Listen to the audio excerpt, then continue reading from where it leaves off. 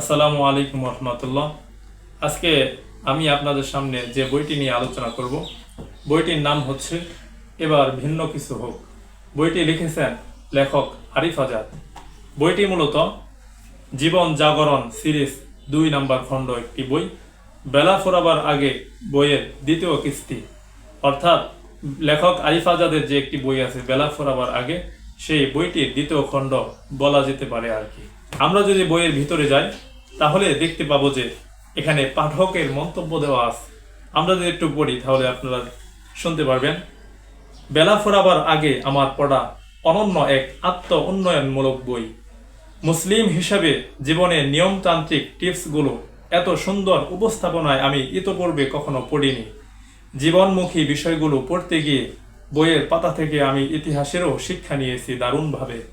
পশ্চিমের আধুনিক জীবনের বিপরীতে কিভাবে জীবনটাকে প্র্যাকটিসিং জীবন হিসাবে সাজানো যায় তার দারুণ অনুপ্রেরণা রয়েছে এই বইয়ে।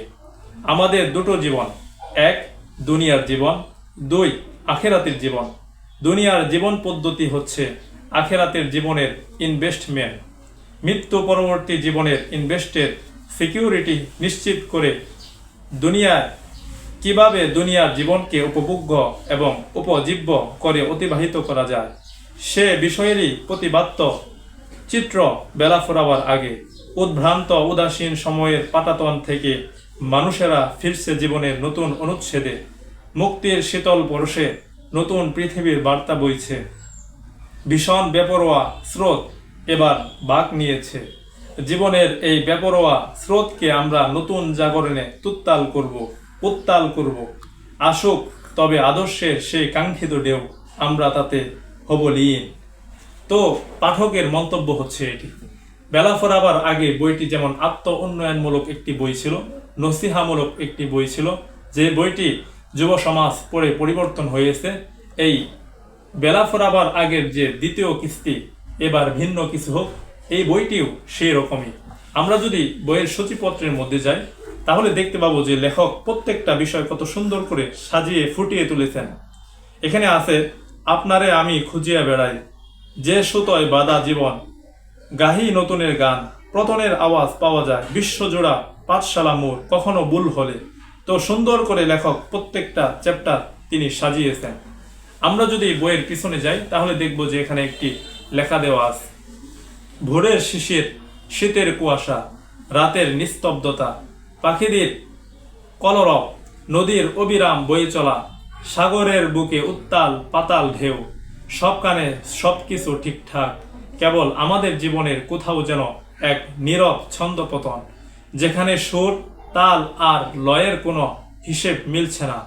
প্রতিদিন একটা একঘেয়েমি চক্রে কেটে যাচ্ছে জীবনের প্রতিটি মুহূর্ত। মাঝে মাঝে হ্যাপিটেস লাগে, এভাবে একটা জীবন চলতে পারে?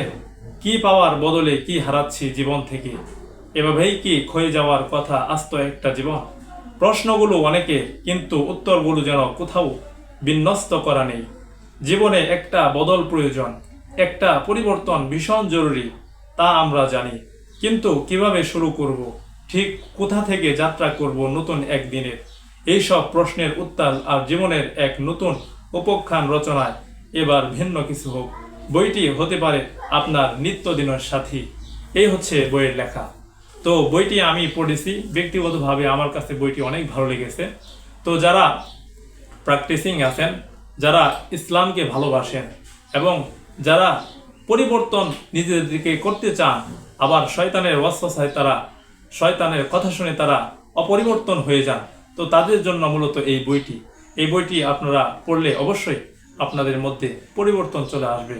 আল্লাহ তাআলার পথে আপনাদের যাওয়ার জন্য সহজ হবে। তো সম্মানিত ভিউয়ার্স এবং পাঠক পাঠিকা যারা আছেন, তো আমি আপনাদেরকে বলবো অবশ্যই নিজেদেরকে পরিবর্তন করার জন্য এবার ভিন্ন কিছু হোক এই বইটি আপনাদের পড়তে হবে। আজকের ভিডিওটি এই পর্যন্তই। ভিডিওটি ভালো লাগলে অবশ্যই লাইক করবেন, কমেন্ট করবেন, সাবস্ক্রাইব করে যাবেন। আসসালামু আলাইকুম রহমতুল্লাহ।